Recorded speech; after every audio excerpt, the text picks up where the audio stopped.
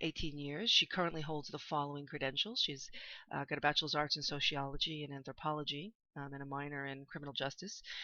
She's a certified reciprocal alcohol and drug counselor and a certified co-occurring disorders professional. She's also a substance abuse traffic offenders program instructor, and she's been serving in the capacity of a virtual world counselor for approximately 6 years. She's held various positions, including community support specialist, therapist, family therapist, in addition to working directly on the residential substance abuse treatment units. She has extensive experience in working with adolescents and young adults who suffer with drug and alcohol abuse and mental health issues.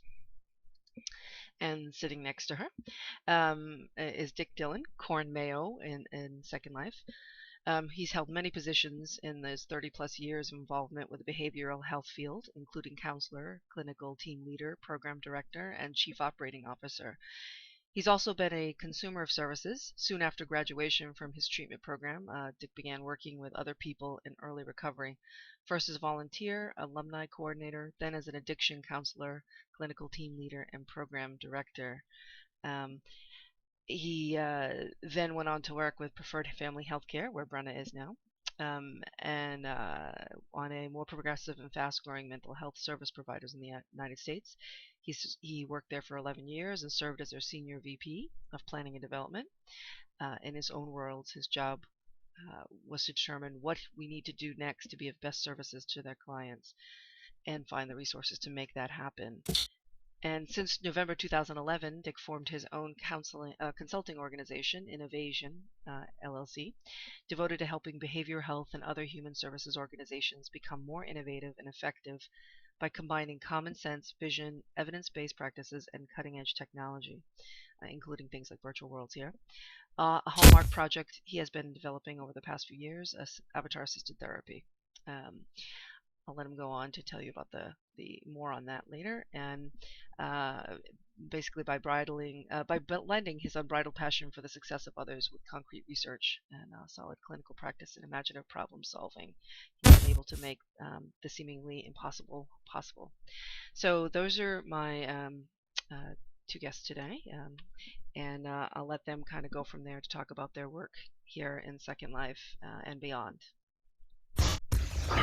Well, thank you, and we're happy to be here to talk to y'all today, and really appreciate the opportunity to tell our story, I think, of how both myself and Brenda got to using this kind of technology to really benefit the people that we serve in the behavioral health field. Just for a little bit of background, I've pretty much always been the person wherever I've worked who's sort of been looking forward and using the digital technology and tools available whenever possible. I can recall back in the early 80s actually working at a program where we initiated the use of computer-assisted profiling, client profiling, and doing client testing, psychological testing using a big, actually a hospital mainframe computer and a program that we had on there to help us get our work done a little bit easier. In the late 80s and early 90s, I was really active and actually still am involved in some online listservs, talk about some old-fashioned technology. Bulletin boards about addiction treatment, and in about 1992, I actually created one of the really early websites, probably one of the first ones that was about drug addiction, called the Web of Addiction. So I've always sort of been a week or two ahead of most of the people that I've worked with in technology. And it just kind of happened by accident that a friend of mine in, I guess, late 2006 or early 2007 mentioned that they had read something about this online virtual environment called Second Life, and it sounded like something that I would be interested in. And so they turned me on to this, and I had played computer games in the past, but they were mainly single-player or first-person games and hadn't done any real multiplayer gaming of any sort. But this did sound interesting to me. basically a virtual world that didn't have any particular rules or goals or objectives, but was created by the users. And so I came into Second Life, and it had been around for a couple of years by then, and so was by no means brand new, but wasn't anywhere near as developed as it became over the years. And one of the things tools that they had in Second Life that was instrumental in the rest of this story was the search function. And so I started searching for terms that would be of interest to me, like addiction or therapy or counseling, and didn't find a whole lot until I searched for nonprofits. And I found out that an organization that I was already familiar with, TechSoup, had been in the process of establishing the nonprofit commons. At the time I first came into contact with TechSoup, they hadn't built their first SIM, but they were right in the process of organizing it. So I was able to get into contact with early organizers and become part of the development of the nonprofit commons from the very start, which is a very interesting and exciting process. And for a year and a half or so, I was content with being an active participant in the nonprofit community. Nonprofit Commons gives people from all around the world the opportunity to meet other people in the nonprofit world and exchange ideas and strategies, and it's been helpful the entire time that I've been involved in Second Life, and have had the pleasure of just really literally meeting dozens of people, many of whom I've gone on to meet in real life at Second Life community conferences, and when I'm traveling, I try to meet up with people if I possibly can, and so that's been a big plus. And after having participated just as a nonprofit commons member for a period of time, I got to thinking about the potential for using virtual worlds as a way to connect with clients that my organization was serving. And as Rhiannon mentioned, I was working for Preferred Family Healthcare at that time, and Preferred Family Healthcare spanned a pretty large amount of geography in the Midwest, and we tended to operate from what I would call sort of a hub and spoke model. We would have these hub treatment centers where clients would come and often would stay with us for 3 or 4 or 5, 6 weeks sometimes while they got themselves back on their feet, got started in their therapy, and then they would leave our residential centers and go to their homes. Some of these treatment programs, because we were in the middle of areas where there wasn't a lot of urban land. Missouri's mainly rural state, with the exception of St. Louis on the east end, Kansas City on the west, maybe Springfield down in the southwest, but for the most part it's small towns and farming communities and the like. So a lot of our clients would be coming to our hub centers from 50, 70, or 100 miles away. And one of the things that we constantly had to contend with was the fact that the distance to travel to come back to our offices for follow-up care was oftentimes too great for people, whether it was an issue of time or money or reliability of transportation. In some cases with clients that we had that couldn't drive for one reason or another, they would have to have a driver. And so we saw a pretty big fallout rate when people left our residential care, and the people that were able to come back for the very important long-term follow-up care were usually people who lived within just a few miles of one of those main offices. As we grew as an organization, we would establish community offices, outpatient community counseling centers in smaller towns. But even at that, we often found that people would have to travel 30 or 45 minutes one way to get to their follow-up care, and that became a big impediment for a lot of folks. And so the idea came to mind that, well, maybe we could use the technology like Second Life in order to take away that roadblock of people having to travel if they had access to a computer and a reasonable internet, either at their home or at their local community center or library or cafe. They could log in and they could meet with us. Second Life, in and of itself, really was not a good platform for doing this because of confidentiality issues and the fact that we had to, anybody who logged into Second Life had to share identifying personal information with Linden Labs. But we were able to use a Second Life spin-off technology in order to build some virtual counseling centers. And we're fortunate enough to get I think our first grant was $100,000 from a local healthcare foundation. And in order to sort of test drive this with adolescent patients. And so we set up a treatment program that was online on a Second Life type environment that was a closed shop. So we had security of patient information. And we began delivering counseling services using that technology. I'm going to, because Brenna was involved in this from the very beginning, I'm going to let her talk to you a little bit about those early experiences and the interesting things we learned from that and successes we had. And then let me come back after that and I'll talk to you a little bit about how we developed things after that very first prototype. Thanks, Dick. Good morning, everyone. As Dick mentioned, I've been with the virtual counseling programs through Preferred Family Healthcare since their inception. And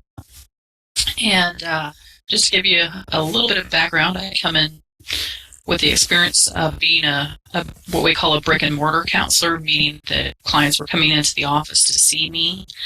And so when I heard about the idea of doing virtual counseling in a quote-unquote gaming type environment, I really was skeptical of this myself, and started getting involved in the Second Life, saw that there were real possibilities of developing real relationships with people, and so pushed forward and said, you know what, we're going to really put forth effort into making this counseling a viable treatment option. So for the first project that Dick was talking about, we served 80 adolescents from some of our most rural areas. Of course, technology can be a strength, and it can also be that barrier, depending on where you're located. And so we learned to overcome some of those obstacles. It made treatment much more accessible. Our engagement rates were much higher than our typical facilities where clients were coming into the office. The ability for clients to reach out and access support or intervention was much quicker than our mainstream facilities, because the virtual environment thus made treatment accessible to them 24/7. Early on, when we started the project, and we had kids out of school for snow days, Dick would make the comment, "We don't have snow days in virtual treatment. I'm sitting at home, even if I can't make it to the office to do treatment sessions so that people's ability to make progress on goals and continue working on their issues was not affected by weather conditions. We saw some great progress, longer durations of care. We have several of them that not only made progress in regards to treatment, but went on to finish school, get enrolled in college. Some of those life aiding growths as well. The treatment online gives people a much greater ability to be open.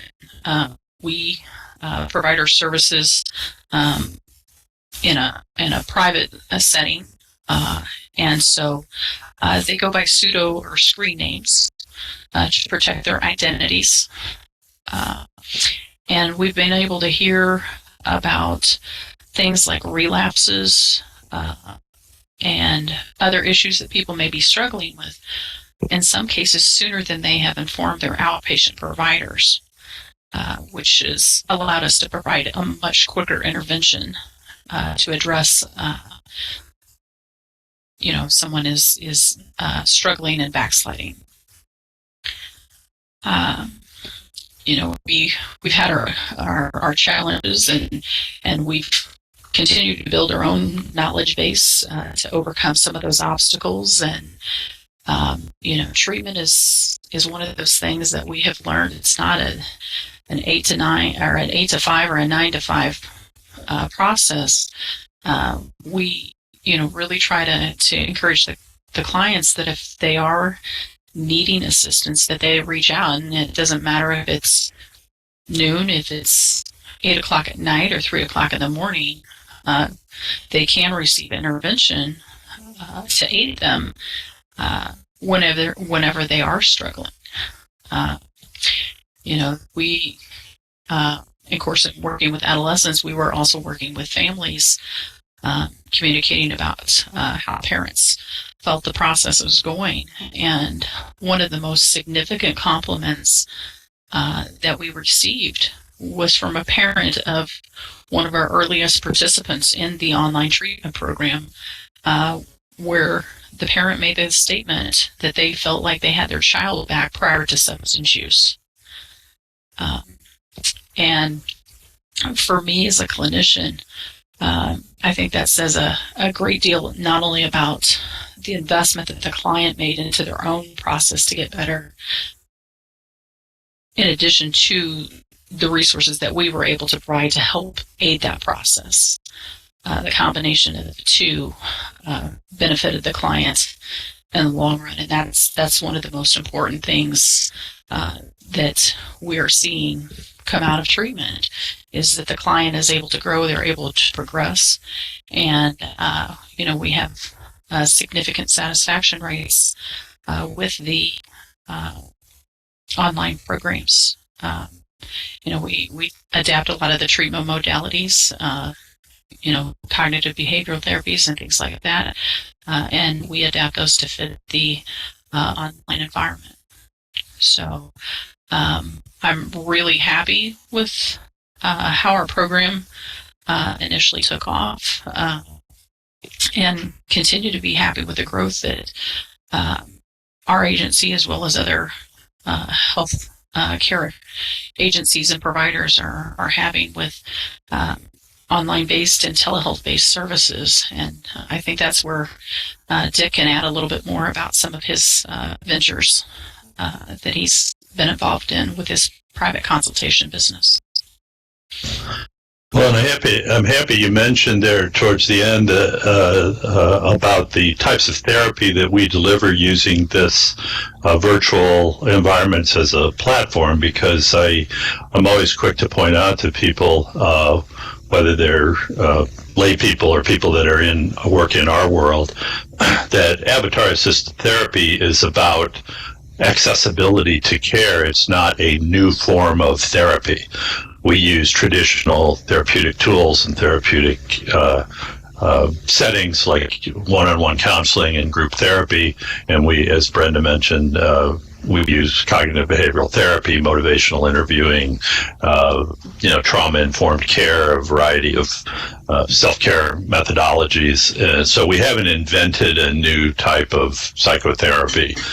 We've just created a way for people to get care when they would have had difficulty otherwise doing so. The early successes that we had also that Brenda mentioned and have carried through with pretty much every project that we've done have been really remarkable, actually. We posited that we would probably have some improvement in client participation and client program completion by adopting this method of connecting with people online.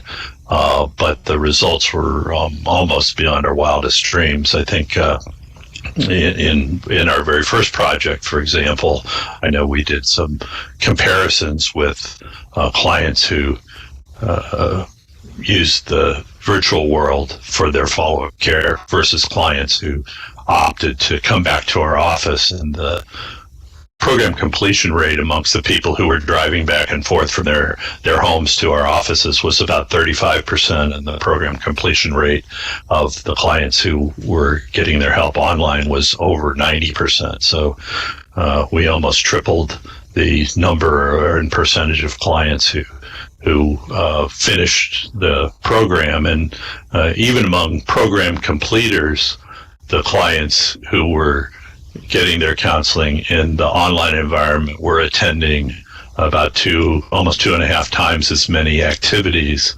as the clients who had to drive back and forth to our offices. So better completion rates, much better, higher participation rates were really important.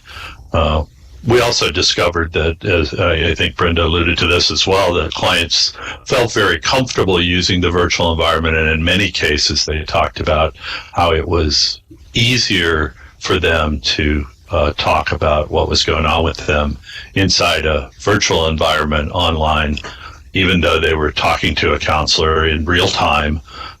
Just having that computer screen there as sort of a buffer was important. I originally called that the confessional effect. I grew up in the religious group where you would go to confession once a week or so, and you'd go in this little box, and the priest would slide open a little door, and there'd be this thin screen between you and he, and you would tell him all the bad stuff you'd done that week and get some forgiveness and absolution. And where I went to church, it was the priest knew all the kids, so we knew who he was and he knew who we were, but that having that little screen there made it feel like you were kind of telling it in secret, and you didn't have somebody staring down your throat judgmentally. And I think people definitely experienced that. We also discovered, kind of inadvertently, another aspect of the benefit of a virtual environment.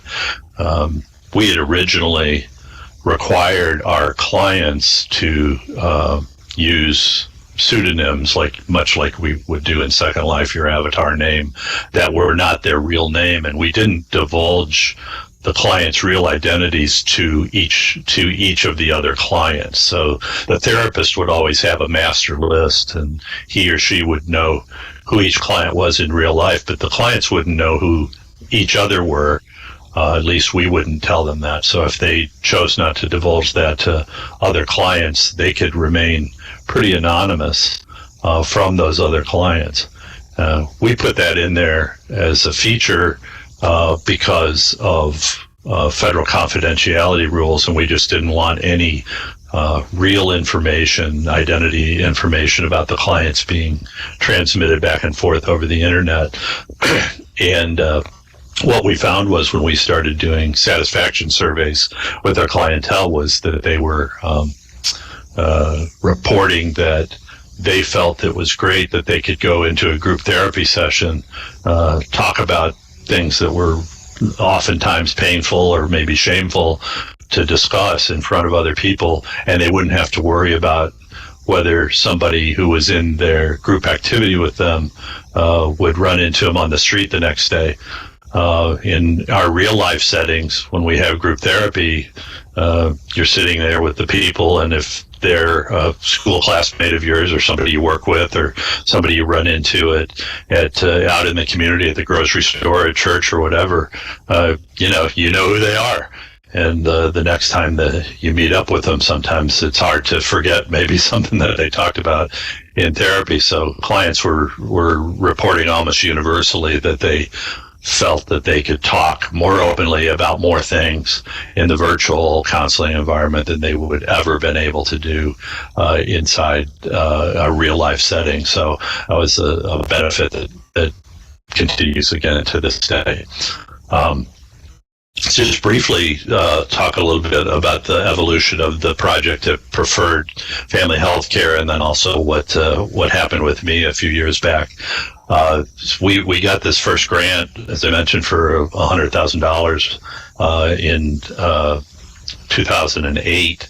And we ran that program successfully for a year plus, and were able to utilize some of the outcomes and positive successes that came out of that program to apply for some additional grants. And we won a couple of big federal grants. I mean, between the two of them, I think they totaled run up close to $2 million maybe.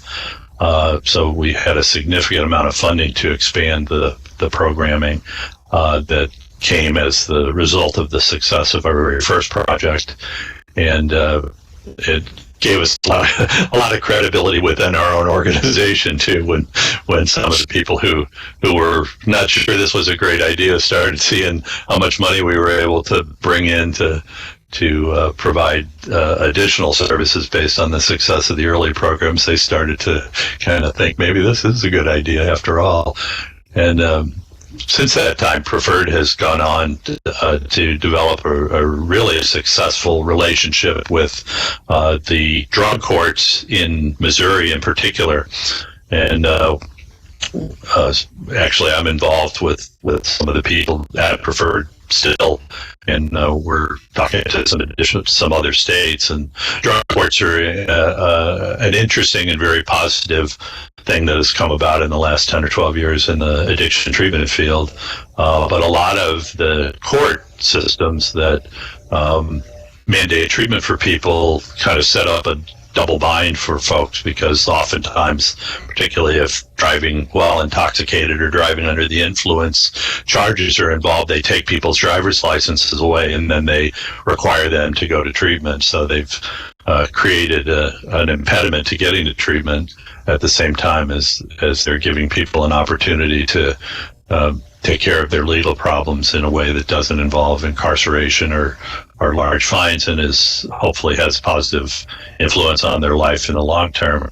And so before I left Preferred back in 2011, we started talking with, we had a retired Supreme Court justice from the state of Missouri and a couple of other judges and some attorneys, and started doing some pilot projects with the DWI courts and drug courts in Missouri, and that's continued to expand over the last several years. As I mentioned, not only is it pretty big in the state of Missouri, but we're talking to some other states about it as well. There's really very few states, if you think about it, except possibly up on the East Coast, where the population is so concentrated that travel isn't really a problem, and anytime you get to, about to Indiana and points west, most of the population is concentrated in very small geographical areas, and most of the rest of the states are wheat fields or mountains or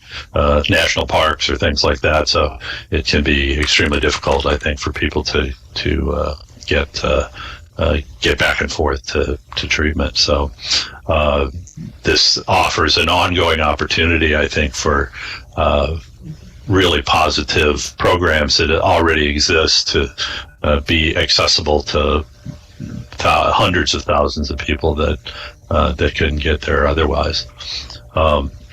from my own personal perspective, it certainly has becoming involved with Second Life and learning how to utilize these tools in the fashion that we've been describing here has made a major change for me, because in November of 2011, I decided I would start my own consulting business, and the cornerstone of Innovation LLC really is using virtual environments that I construct for clients for purposes like avatar-assisted therapy, although I've also developed other projects, including an online community center in the St. Louis area for kids to become familiar with a wide variety of services that are available to them that they wouldn't otherwise know about, because they, again, limited capacity to move around in the community. So we built a community center online that any young people in the area can log into, and they can learn all about the wide variety of services, health and mental health services that are available to young people in our area. Like many communities, we're actually we have a wealth of services that are available, and the biggest problem is that people don't know about them or don't know how to access them, or are unable to do so. And we've solved that problem with this virtual community center. Just started a project, or about 8 weeks into it, with a local university to do training for medical residents on interviewing clients. And again, it's a similar project where the university has this training available, but to get busy physicians to come down to their training site in order to learn how to utilize these methods and these techniques is extremely difficult. But to get them to log in from their computer at their desk for 15 or 20 minutes every so often to take a course on how to become better patient interviewers is much simpler. And that project is well underway, and in fact appears that we're going to get funded to expand that project to other healthcare professionals in the near future as well. So about half of the work that I do as a nonprofit consultant through Innovation it involves building virtual environments and helping my nonprofit clients expand their capacity to achieve their missions and their goals by using this virtual tool. And so it's become the real cornerstone of my business over almost the past 4 years, which certainly makes me happy, and I expect it to continue. It's a nice thing too, because I have a technical partner, Reaction Grid, and they sort of take care of all the real hardcore coding and back end stuff.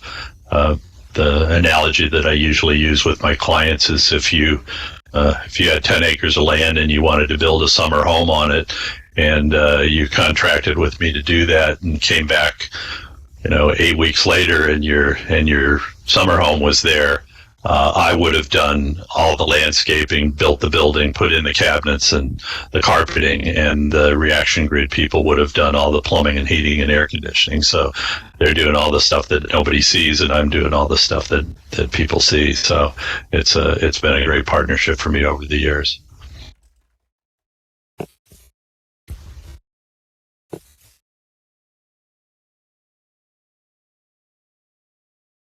So, Brent, I don't know if you wanted to add any more comments, maybe piggyback on some of the things I said about the success of the programming at Preferred.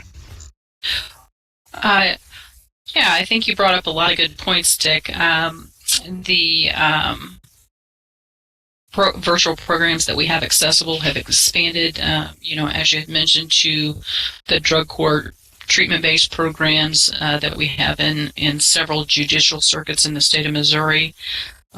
We had some huge success in members of the state government acknowledging virtual treatment as a viable treatment option when they agreed last fiscal year to open state monies from the Office of State Courts Administration, which funds the drug court programs across the state, to pay for treatment, virtual treatment in particular, and any judicial circuit in the state of Missouri. And that was a huge, major step in making virtual treatment more accessible statewide. It also mentioned that we had 2 sizable grants from the federal government, from the Substance Abuse and Mental Health Services Administration. And we, of course, we're doing research with those, and we continue to participate in research projects to get to the point where we can validate this as a viable treatment option and one that should be accessible across the board as an option for people to choose from, in much the same fashion that they could walk into the local treatment center and ask for assistance. We do have not only therapy-based programs available at Preferred, but we do offer currently 3 education-based programs. We have the Portal DWI program, which is a program that is partnerships between Preferred and local judicial circuits for first and second time DWI offenders, where they need education about driving under the influence and where they're headed if they continue their behaviors. We also offer an anger management program to aid people in learning how to more effectively manage their anger, cope with it, start examining some past life experiences that may be contributing to how they display anger, and maybe some ways that they have coped with it in the past, and include some self-evaluation to help them make some improvements. And we also currently are in the process of enrolling persons into our substance abuse education program for young adults to aid people that are not 21 years of age yet, that maybe have had a minor possession of alcohol offense, to aid them in gaining that education about continued drinking and use episodes before they progress any further into the legal system with their charges. So we've got a variety of different things, and we continue to brainstorm regularly about options. We do have a program that's currently available to current clients of Preferred that targets a veteran population. Everybody that's in the program is a veteran, and it's facilitated by one of our own staff who's also a vet, so that we'll be able to target more of a unique culture, and for those people that are struggling maybe with combat issues that relate to drinking and use behaviors, we'll also be focusing more on developing that, and hopefully in the future be able to open it to people outside of our agency as well. So lots of different things that we've been able to open up our programming to, and so we continue to brainstorm, as I said, and we get lots of ideas, and I can't thank Dick enough for the brainchild that started this process. I have said many times over, I enjoy what I do with the virtual treatment programs now, and if I could choose, I would not return to work on our units. I would continue doing the virtual treatment. People voice regular appreciation for their service that they're getting. They, as we talked about earlier, voice that they can be open, and opening that process is vital for the clients to keep growing and moving forward. So yeah, I was going to say I'm glad you mentioned the veterans as a population, because that's certainly very true. Again, program access is such an important thing. Veteran populations are spread out all across the country, and oftentimes the VA centers aren't anywhere near where they live. In our counseling centers aren't anywhere near where they live. Another big population that I'm very interested in providing services to is prisoner reentry. Prison recidivism is a multi-billion-dollar cost to the country today, and a big reason for so many prisoners returning to prison is that despite the fact that they may set up a game plan or treatment plan when they've served their sentences and they're ready to leave prison, oftentimes the accessibility issues make it impossible for them to get the help, whether it's to find safe and adequate housing or employment training or drug abuse counseling or other mental health therapy. And again, I think the virtual tools could put a major dent in that extremely high cost, both social and dollar cost. I'd like to come back. It looks like Jenel has a comment here. I was wondering if you found differences between working with adolescents and working with older adults in a virtual treatment setting.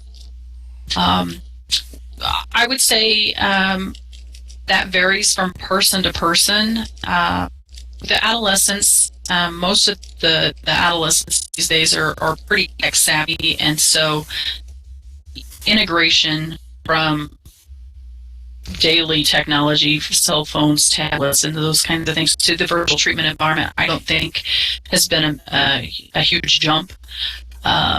With some of the older adults, we do have people that have not turned on computers until we've started treatment with them, or maybe have been incarcerated significant periods of time where they have a huge technology deficit. Someone recently said, when I went to prison, not everybody had internet, and I get out of prison and it's like, as common as McDonald's. And so it was kind of just a refreshing way of, don't assume that everybody knows that technology can help them accomplish positive things just as well as it could help them accomplish negative things. It's their drive and motivation behind why they're using the technology that can help them accomplish many things. And so we provide lots of support and encouragement, and do a lot of just overall what we call tech calls for those people that are struggling with the technology integration component. And so we'll continue to provide that on a regular basis as long as they need it. Well, I think how you communicate what we're doing here to people is really important as well. I know oftentimes when I will discuss this, give a talk about the avatar therapy, and I'll say, okay, so an avatar is a character that represents you inside an online or virtual environment. Older people in particular who haven't done a lot of multiplayer gaming, kind of look at me a bit askance, but then I'll show them a screenshot from the old, I don't know if some of you are even old enough to remember the old Pong game. It was just a virtual ping pong kind of game. And there was a bar on the left and a bar on the right and a line down the middle that represented the ping pong net and a little blip that was the ball. And you move your paddle up and down and hit the ball back and forth with an opponent. And I'd say, if you've ever played this game, and Pong came out, I don't know, in 1972 or something, so if you've ever played this game, you've had an avatar. Your avatar was this little rectangle. and it didn't look like you, and it couldn't talk, and it all you could do was move it up and down, but it met all of the definitions of an avatar. And the only thing that's happened is that we've moved on from that and then I'll show them, a Pac-Man screen and, some other early online games and say, now we've gotten to the point where you can have avatars that look a lot like you or look like a fantastic creature that you've dreamt up in your own imagination or pretty much anything you want it to look like. But it really, at bottom, isn't a whole lot different than the Pong paddle that you learned about now 40 some years ago. And I think being able to talk to people in that way removes a little bit of the fear of technology that a lot of people have when they aren't used to it.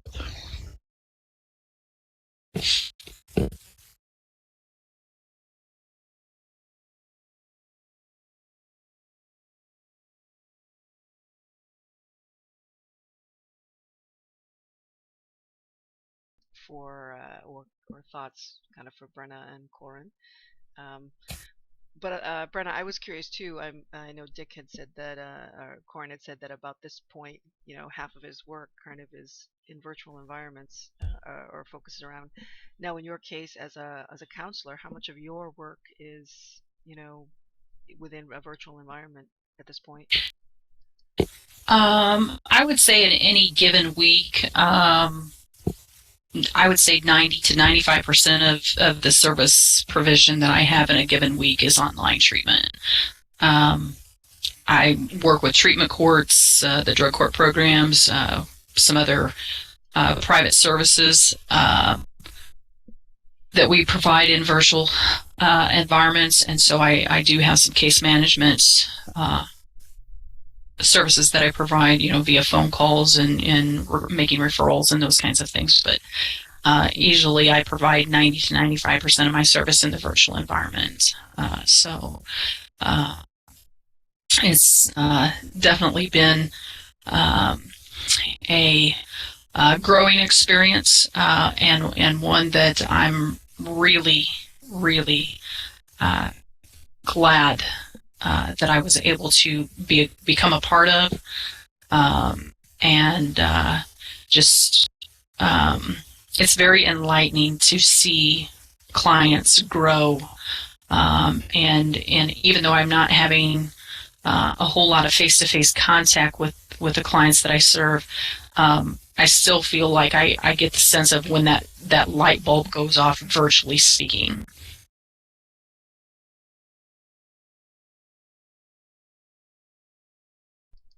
That's great.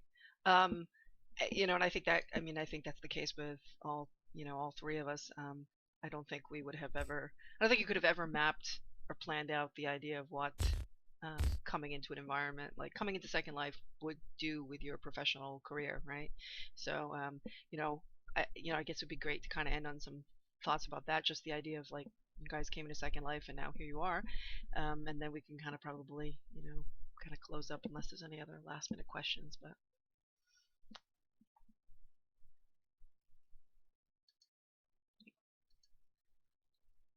Looks like Jenel has a question there. Does insurance pay for virtual therapy? At this point, what I know, Jen.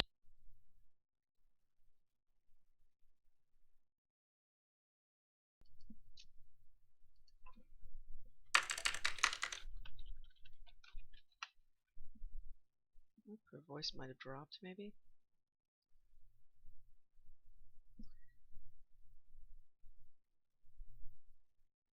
I don't know if Corin, if you have any thoughts on that.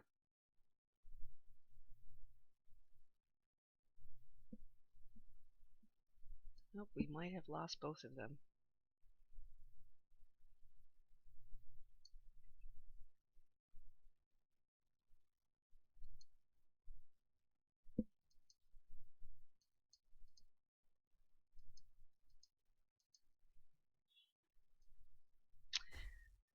Oh, yep, here they are.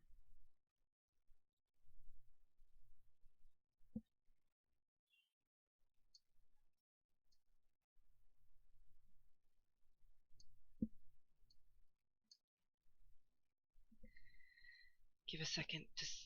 Okay.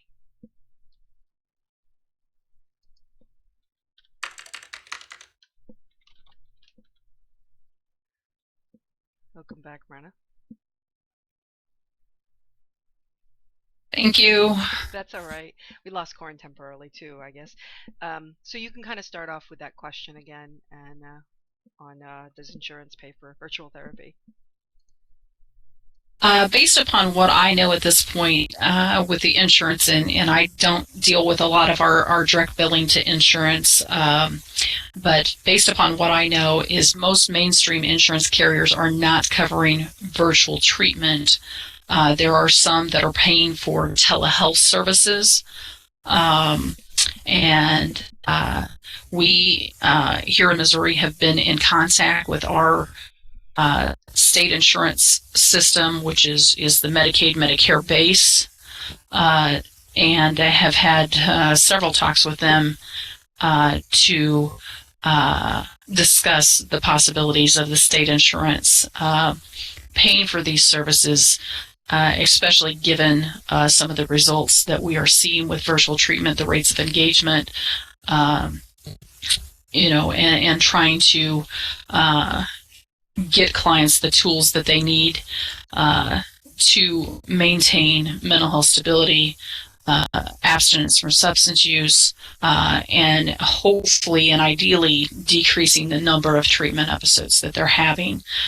So as we continue to push forward with more and more research, I am hopeful that that will help solidify some of the skepticism about the treatment process and will hopefully open some doors to mainstream insurance funding in the future.